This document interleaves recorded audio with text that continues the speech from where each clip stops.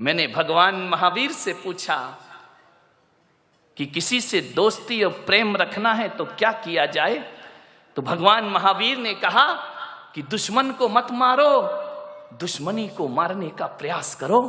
यदि दुश्मनी को मार दिया दुनिया में कोई दुश्मन रह ही नहीं जाएगा। महावीर ने दोस्त को मारने की बात नहीं कही है, दुश्मनी को खत्म करो। ध्यान रखना, रावण को मारना कोई राम का उद्देश्य नहीं था, रावण की रावणियत को मारना राम का उद्देश्य हुआ करता था।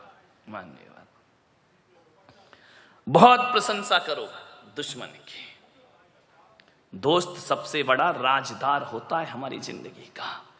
ये बच्चे जो बात अपने माँ बाप से शेयर नहीं करते वो बात दोस्तों से शेयर किया करते हैं। मान्यवर, किसी लड़की की शादी करना हो ना, शोभा ताई शादी का बहुत बना रहे ना, मैं भी थोड़ा सा टिप्स दे दूं। किसी लड़की की शादी करना हो तो लड़की के माता पिता को क्या देखना चाहिए? आप यही देखते ना कितना कमाता है, कौन से जॉब में है, इसका पैकेज क्या है, आप यही देखते हैं। इसकी जाति कौन सी है, आप यही देखते हैं। इसके माता पिता कौन है, परिवार फैमिली बैकग्राउंड क्या है। धोखे में आ जाओगे ये सब देखोगे तो। मैं पुलक सागर कहता हूं, फैमिली बैकग्राउंड अच्छा हो तो कोई जरूरी नहीं कि औलाद अच्छी हो। फैमिली बैकग्राउंड दशरथ का बहुत अच्छा था लेकिन कैकेयी का चरित्र बहुत गड़बड़ था। ध्यान रखिए, फैमिली बैकग्राउंड अच्छा होने से बेटा अच्छा होगा जरूरी नहीं है। लेकिन मैं पुलक सागर आपको कहता हूं कि आपको यदि अपनी बेटी की शादी करना है, उसके हाथ पीले करना है, उसका रिश्ता लेकर के जाना है, तो ना घर देखना, ना परिवार देखना, ना आप ये देखना कितना कमाता है, आप तो ये देखना कि जिस लड़के से अपनी लड़की की शादी कर रही हूं उसके दोस्त कैसे हैं, उसके यार कैसे हैं, उसके मित्र कैसे हैं। अरे पिता जैसा है बेटा वैसे ही होगा कोई जरूरी नहीं है, माता जैसी है बेटा वैसे ही होगा कोई जरूरी नहीं है। ध्यान रखना, लेकिन ये बिल्कुल जरूरी है कि दोस्त जैसे होंगे लड़का वैसा।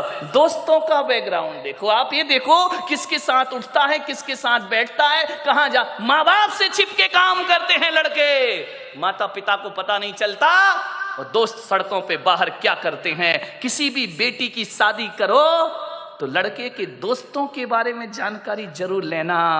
यदि लड़का अच्छा होगा तो अच्छे लोगों की संगति में उठता बैठता होगा, वो लड़का यदि खराब होगा तो गलत लोगों की संगति में उठता बैठता। आदमी जैसे माँ बाप होते हैं वैसा नहीं होता, जैसे दोस्त होते हैं आदमी वैसा हुआ करता है। ध्यान रखिए। मान्यवर, एक सीख दी है मैंने आपको, इस पर कोई ध्यान नहीं देता है। आप बताइए ना, एक बेटा सही गलत किसकी वजह से होता है?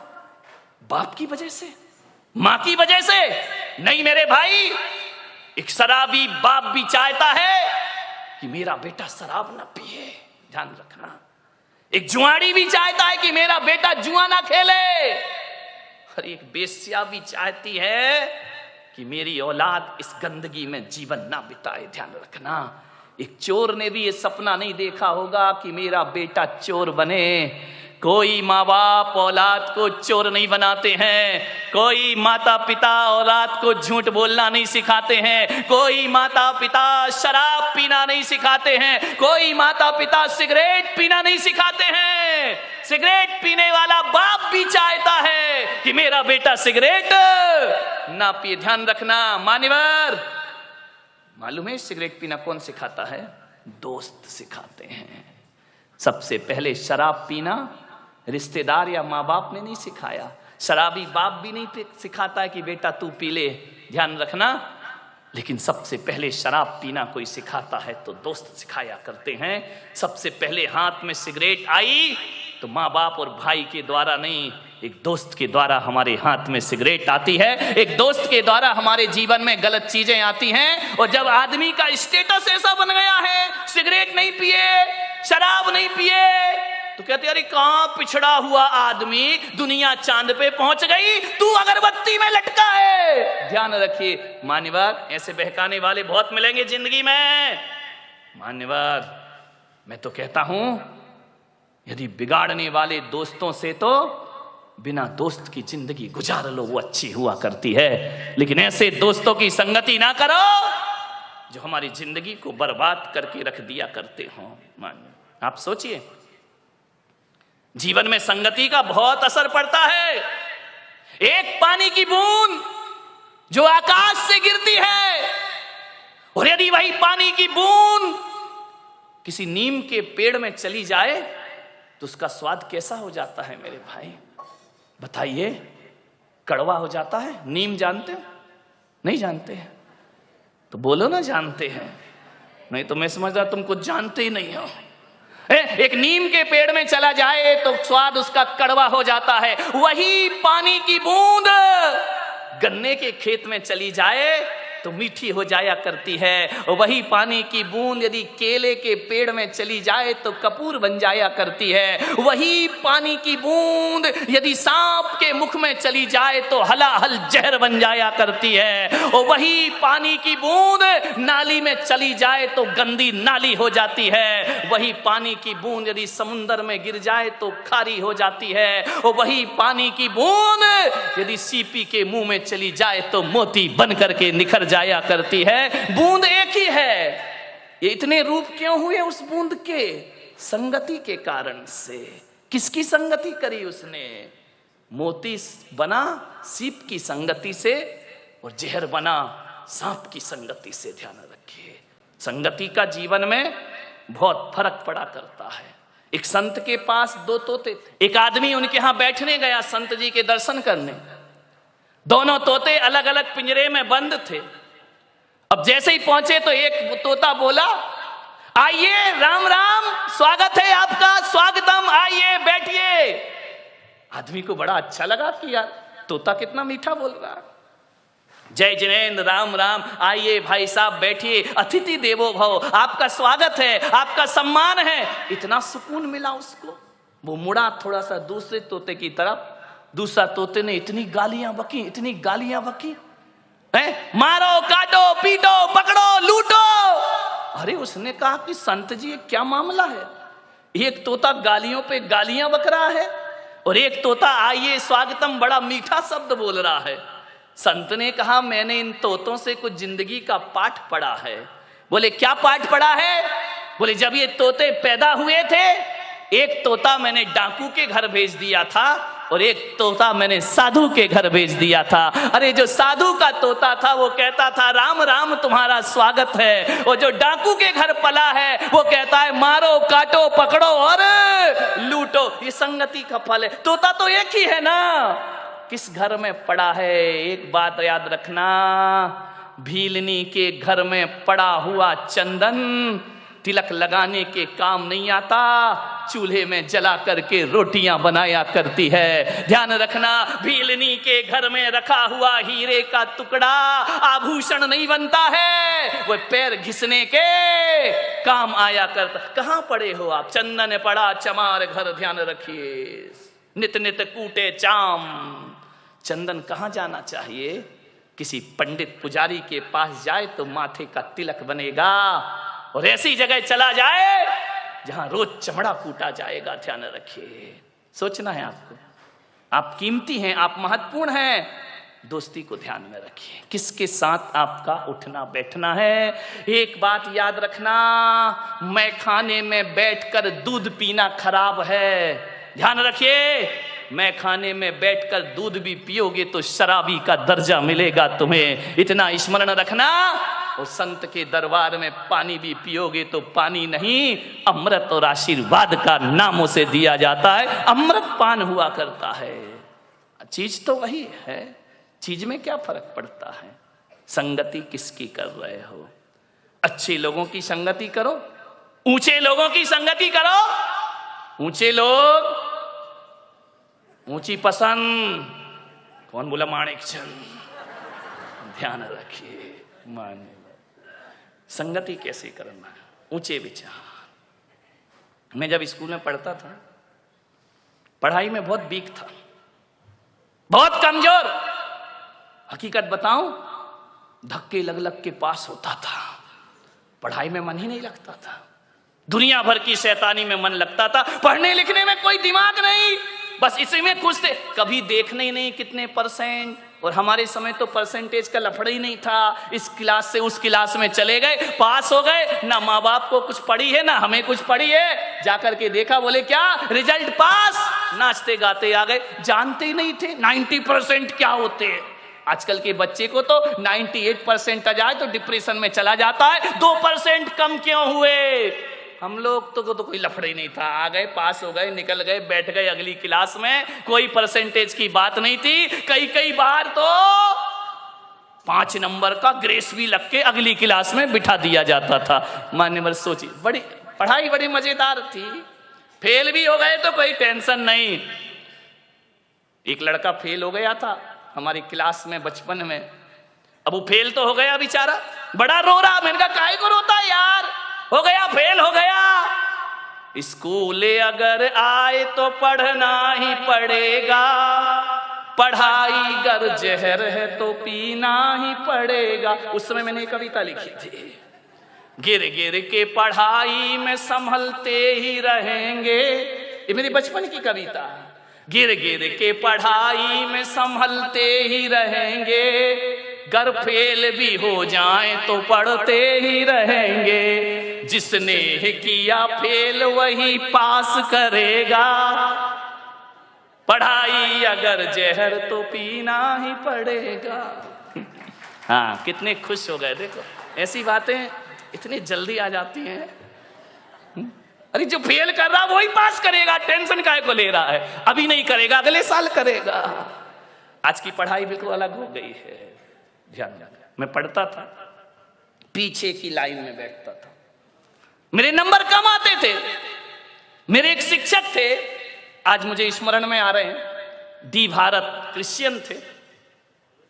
वो मुझे बहुत प्यार करते थे बचपन में। वृद्ध थे, रिटायर्ड होने के बाद भी वो स्कूल पढ़ाते थे कि मैं सरकार की पेंशन जो मिलती है ना, ये फ्री में नहीं खाऊंगा, जब तक हाथ पैर चल रहे हैं स्कूल रोज आऊंगा। ऐसे वह शिक्षक थे। उन्होंने एक दिन मुझे बुलाया कि इधर आओ, तुम देखने में तो बड़े अच्छे हो। उस समय तो मैं अच्छा ही था। क्यों अभी गड़बड़ लग रहा हूं क्या? ध्यान रखिए। उन्होंने कहा इधर आओ, तुम पढ़ते लिखते क्यों नहीं हो? मैंने कहा पढ़ता तो हूं, दिमाग में कुछ नहीं चढ़ता है। बोले नहीं चढ़ेगा। मालूम है, मेरी संगति खराब थी, गलत लोगों के साथ पीछे की सीट में बैठता था, मस्ती करना, टीचर पढ़ा रहा है एक दूसरे की छेड़छाड़ करना, टीचरों के नाम रखना उल्टे सीधे।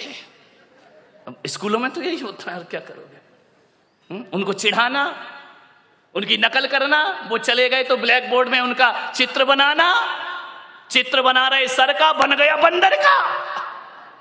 बड़ी आफत होती थी।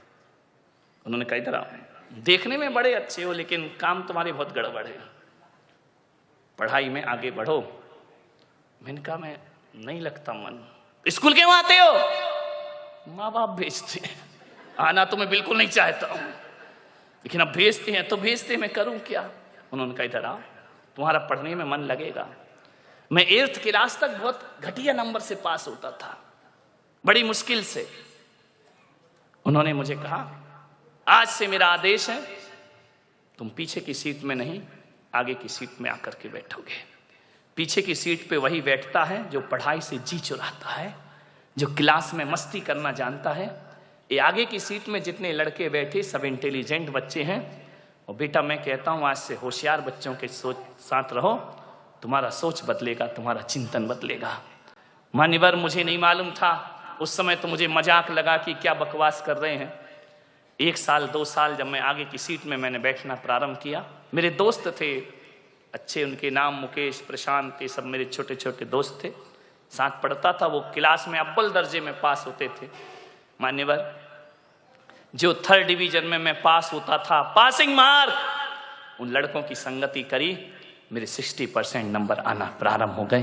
क्योंकि वो लड़के मौज मस्ती नहीं करते थे, वो करते थे समय पर, लेकिन पढ़ाई के समय पढ़ाई, उनके साथ रह रहकर मैंने पढ़ना सीखा। मैं कहता हूं कि 2-3 साल की उस साधना में मेरे क्लास में अच्छे नंबर आने लगे। मान्यवर, जिन लोगों के साथ जैसी संगति वैसी मति, ध्यान रखना, जैसी संगति करोगे वैसी मति हो जाएगी। आज मैं जो कुछ भी हूं, आज मैं बोल पा रहा हूं, मैं महाराज भी बन गया तो मुझ में इतना दिमाग बुद्धि नहीं थी, आज ईमानदारी से स्वीकार कर रहा हूं। लेकिन बोलने की कला यदि मैंने किसी से सीखी है, चिंतन सीखा है, तो तरुण सागर महाराज के साथ रह करके मैंने सब कुछ सीखा है। आचार्य गुरुवर पुष्पदन सागर जी महाराज के बाद यदि मेरे जीवन में किसी का सबसे बड़ा उपकार है तो तरुण सागर महाराज का उपकार है। 3 साल उन्होंने मुझे पढ़ाया लिखाया, योग्य बनाया, उन्होंने मुझे चिंतन सौंपा। मान्यवर, कोई कैसा भी कुछ भी कहता रहे, जो जैन समाज में तरुण सागर ने चिंतन परोसा है, कोई मुनि इतना बड़ा चिंतन इस देश में नहीं परोस सका, जिन्होंने देश के जैन धर्म को जन धर्म बनाने का। आज मैं दुखी हूं क्योंकि उनसे मेरा केवल इतना ही रिश्ता नहीं है कि वो मेरे अग्रज हैं, मेरे बड़े मुनि हैं, मैं उनके संग में दीक्षित हूं आचार्य महाराज से। आज ऐसी आवाज जिसने जैन धर्म को पहचान दी, आज दिल्ली में वो आवाज लड़खड़ा रही है मेरे भाई। आज वो बीमार हैं, आज वो अस्वस्थ हैं। हकीकत में कहूं तो मेरा मन स्थिर नहीं है कि जिसने मुझे सब कुछ दिया, आज इतनी सी उम्र में वो साधु लाचार है।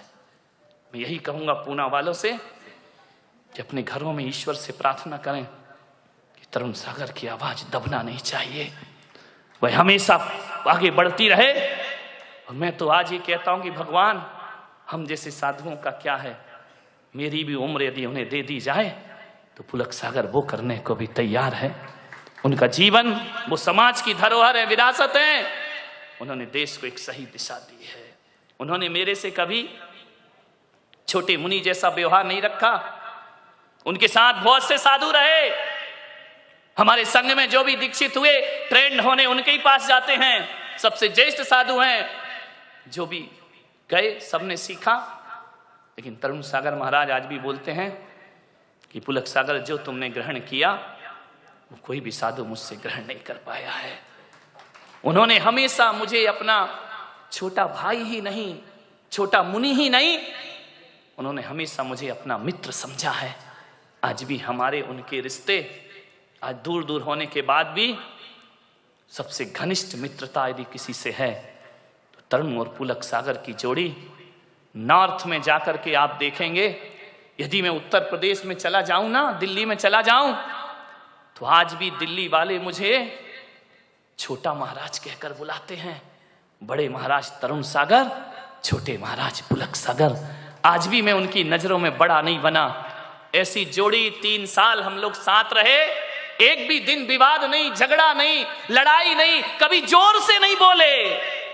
नहीं तो तरुण सागर को समझना बहुत बड़ी बात है।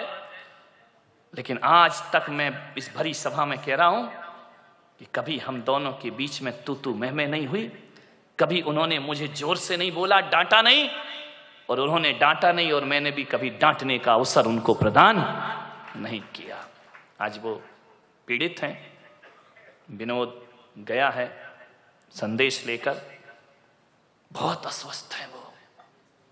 मैं आपसे निवेदन करता हूं, मत दो कुछ, एक संत को हृदय से दुआ दे दो। कभी कभी दवा जो काम नहीं करती वो दुआ काम करती है, ध्यान रखना। वो निरोग हो, वो स्वस्थ हो। मान्यवर, विषय मेरा बदल गया, लेकिन भीतर से दुख है मुझे। साल भर हो गए, 2 साल हो गए उन्हें परेशानियों को झेलते झेलते। यहां से भी गए थे तो बीमार ही थे। खैर, मैं इतना ही कहूंगा कि जिंदगी में दोस्ती हमेशा याद रहती है। रिश्तेदारियों में बहुत औपचारिकताएं होती हैं मेरे भाई, रिश्तेदारी में ऊंच नीच की बातें होती हैं। रिश्तेदारी वो होती है, कोई मुझसे पूछे कि रिश्तेदारी महान होती है या दोस्ती, तो मैं पुलक सागर कहूंगा रिश्तेदारी छोड़ सकता हूं, लेकिन दोस्ती सबसे बड़ी चीज हुआ करती है। दोस्ती में कुछ ऊंच नीच नहीं होता है। दोस्ती में, रिश्तेदारी में तो रिश्तेदारों से संभल संभल के बोलना पड़ता है। हमको पूछा नहीं, हमारा सम्मान नहीं किया, ये रिश्तेदारियों के लफड़े हैं। हम उनके घर गए, हमें पानी को नहीं पूछा। दोस्त ऐसा कभी नहीं कहता है मेरे भाई, दोस्त के मन में ये बातें कभी नहीं आती हैं। रिश्तेदार में बहुत सी रिश्तेदारी निभाना पड़ती है, दोस्ती निभाना नहीं पड़ती। दोस्ती तो जीना पड़ती है, आनंद के साथ दोस्ती जी जाती है मेरे भाई। रिश्तेदार शिकायत से भरे होते हैं।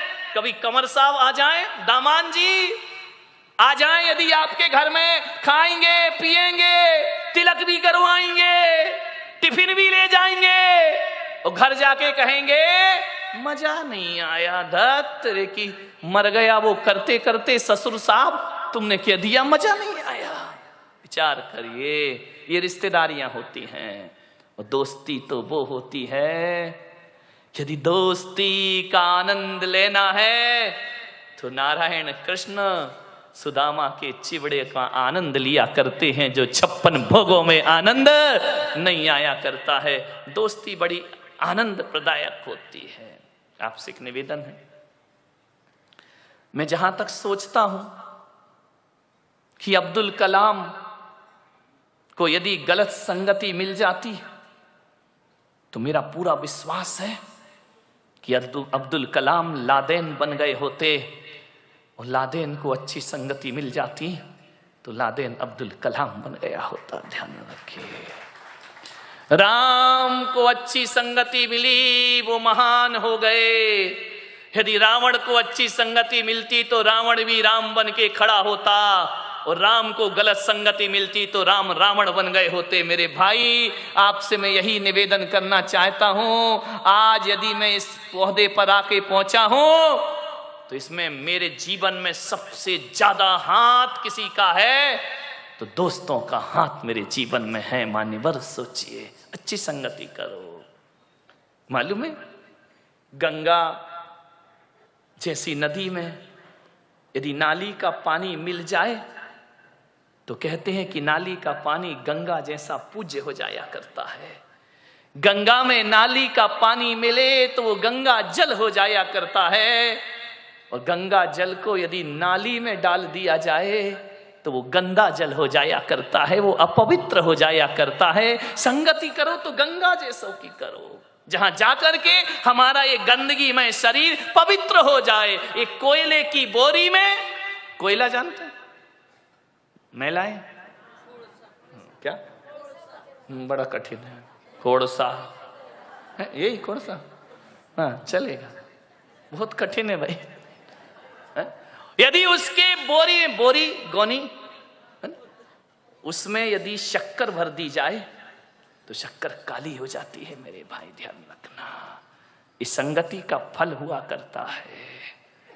मैं आपसे निवेदन करता हूं, दोस्ती के रिश्ते को पवित्र रखना है, पावन बनाना है, तो जिससे भी दोस्ती का रिश्ता बनाओ, बनाने से पहले एक कब्रिस्तान अपने हृदय के कोने में जरूर बनाना।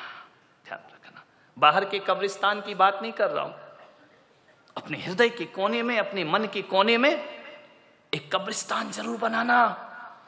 और ऐसा कब्रिस्तान जहां हम अपने मित्र की बुराइयों को दफना सके। ध्यान रखिए, उनको जमी दोज कर सके। हर मित्र में अच्छाई और बुराई दोनों हुआ करती है। मेरे भाई, आपसे निवेदन है, यदि दोस्ती को अच्छा रखना है तो मित्रों की बुराइयों को सीने में दबा के रखना पड़ता है। ऐसा कब्रिस्तान जहां हम मित्र के दोषों को छिपा सके, बहुत कठिन काम है। प्रशंसा करना बहुत आसान है मेरे भाई, कमियों को छिपाना बहुत कठिन काम हुआ करता है।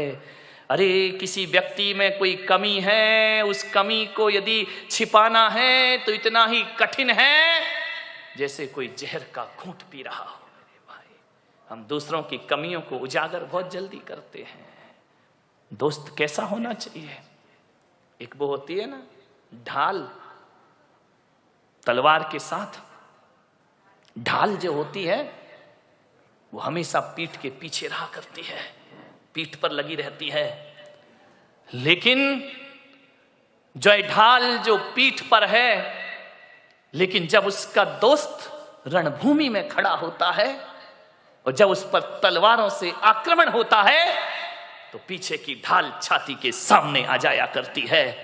दोस्त वैसे ही होना चाहिए कि बुरा अच्छे दिनों में तो दोस्त पीछे रहे, लेकिन बुरे दिनों में ढाल बन करके दोस्त को आगे आना चाहिए, दोस्ती का रिश्ता निभाना चाहिए, ढाल बन करके खड़े हो।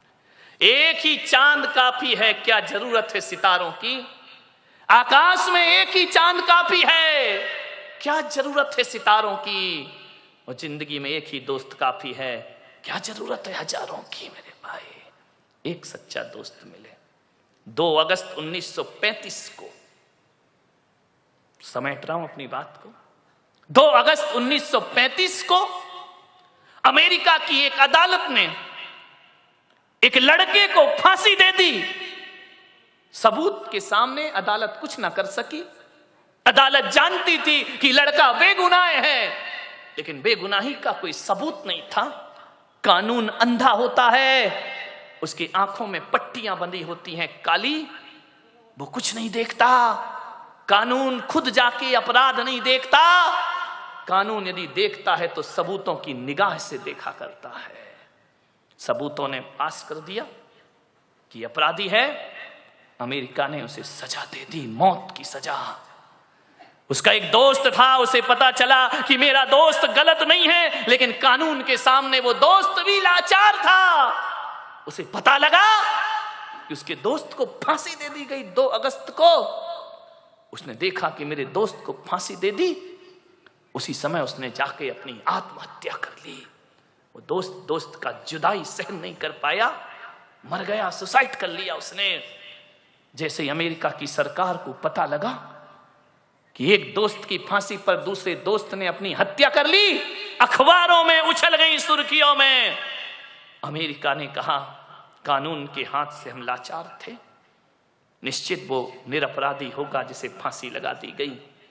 और उस दिन अमेरिका ने घोषणा कर दी कि 2 अगस्त को, आने वाले हर 2 अगस्त को सारी दुनिया में फ्रेंडशिप डे मनाया जाएगा। ध्यान रखिए, आज क्या हालत है उसकी। अपने इतिहास पढ़ा है, देखा है कि फ्रेंडशिप डे किस लिए आया, और आज हमने उसका क्या रूप बना दिया। अरे ये फ्रेंडशिप डे का मतलब था दोस्ती का दिवस। दुनिया में मिसाल खड़ी हो कि एक दोस्त के लिए दोस्त अपनी जान दे दिया करता है, लेकिन आज हमने फ्रेंडशिप डे को एक बेल्ट में सीमित कर दिया है। ना रिश्ते बचे, ना जज्बात बचे, ना भावना। इतना पवित्र त्योहार ये लड़के लड़कियों की फ्रेंडशिप वाला बन गया मेरे भाई। ये वासना का त्योहार बन गया, ये आकांक्षाओं का त्योहार बन गया। अरे ये तो बलिदान का दिवस था, दोस्त के लिए दोस्त को कुर्बान होने का दिवस था मेरे भाई।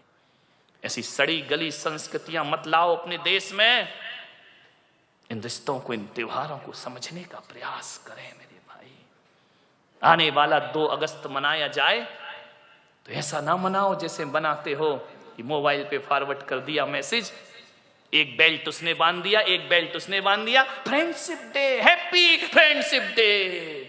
नहीं मेरे भाई, दिन शुभ नहीं होते, दिन हैप्पी नहीं होते। दोस्ती, रिश्ते और जज्बात हैप्पी हुआ करते हैं। उन्हें अच्छा बनाने का प्रयास करो। समय हो गया, 5 मिनट ज्यादा ले लिए, क्षमा चाहता हूं, लेकिन इतना ही कहूंगा कि जिंदगी का नाम दोस्ती, दोस्ती का नाम जिंदगी। आप सब सीखिए। कल का समय भगवान पारसनाथ का निर्वाण महोत्सव, आपने कल वचन दिया था 7 बजे सब माणिक बाग में पहुंचेंगे। आज इतने खूबसूरत विचार आपको मिल रहे हैं, मुझे नहीं मालूम आपको पसंद आ रहे या नहीं आ रहे, लेकिन आपकी तालियां मुझे एहसास कराती हैं कि मेरी कोई ना कोई बात आपके दिल को जरूर छू रही है। मैं पहुंचने का प्रयास कर रहा हूं। लेकिन आज ये इतना खूबसूरत पंडाल बना है, ये मंच बना है मान्यवर, ये हमारी टीम है जिसने मेहनत की है, लगन की है, रात रात जगते हैं तब जाके पंडाल सजा करता है तुम्हारे बैठने के लिए। आपसे मेरा निवेदन है, हाथ उठाओ जरा, कौन कौन मेरा आशीर्वाद चाहता है ईमानदारी से? सभी लोग चाहते हैं? ये बताओ केवल 20 दिन चाहते या हमेशा चाहते हैं? हमेशा चाहते तो मैं तो हमेशा यहां रहूंगा नहीं, यहीं रहूंगा क्या? और तुम इतने बेईमान हो कि तुम इतने नहीं आओगे, है ना? जितना तुम चाह रहे उतने तो आओगे भी नहीं मेरे पास। मैं हमेशा तुम्हारे घरों में रह सकता हूं, मैं पूना से विदा हो सकता हूं, लेकिन तुम्हारे घरों से विदा नहीं हो सकता हूं। बस उसके लिए एक ही निवेदन कर रहा हूं कि मुझे हमेशा अपने घर में रखना है, तो चातुर्मास का एक कलश आपके घर में जरूर पहुंचना चाहिए। और जब जब उस कलश पे दृष्टि जाएगी, उसे एक लोटा मत समझना, ये समझना कि जिस गुरु ने हमें विचार दिए हैं, अरे महावीर दुनिया से गए, हमने उन्हें मूर्ति में वापस बुला लिया, पुलक सागर पूना से चला जाएगा, तुम मुझे कलश में अपने पास रख सकते हो, ध्यान रखिए। इन सब चीजों से तो व्यवस्था बनती है मान्यवर। मिलिंद जी फणे, शोभा ताई, जितेंद्र शाह, अभय, अजित पाटिल, संजय, सुदीन, जो मेहनत कर रहे हैं, किसके लिए कर रहे हैं? चलो आज वो आक्रोशित हो जाते हैं, कोई बात नहीं, कोई काम करता है आदमी तो दिमाग में 1000 विचार आते हैं, लेकिन आज ये लोग रातें बर्बाद कर रहे हैं, पूरा घर परिवार यहां लगा हुआ है। किस लिए लगा है? कि हमारे गुरु का नाम ऊंचा हो, हमारे जिन शासन का नाम ऊंचा हो। मान्यवर मिलिंद जी चिंता मत करो, मेरा हाथ सदा तुम्हारे सिर पर है और रहेगा, पूरी टीम के सिर पर। बस यही है, उस आदमी के हाथ मजबूत करो। तालियों से मजबूत नहीं होंगे मेरे भाई, ये खाना खा खा के मजबूत नहीं होंगे। सहयोग करिए। वो व्यक्ति खड़ा है, किसके लिए पैसा मांगता है? लोग बोले कि जब भी सूचना हो पैसा मांगते, किसके लिए मांग रहे हैं? वो अपना घर भरना है उन्हें, अपने व्यापार बढ़ाना है उन्हें? नहीं, धर्म के लिए मांग रहे हैं। मान्यवर आज की मेरी बात से कोई जरूरी नहीं, अपनी हैसियत के अनुसार 1 लाख वाला भी कलश है, 21,000 वाला भी कलश है। 4 महीने संत को लाए हो, इतना तो दो यार, तुम्हारा संत लेता क्या है? 2 अंजलि भोजन के अलावा क्या लेता है तुमसे? अभी कथाकार बुला लोगे ना तो एक एक कथा के 20-20 लाख ले जाते हैं। मैं तो बिना खाए तुमको प्रवचन दे रहा हूं मेरे भाई, इतना समर्पण तो रखो।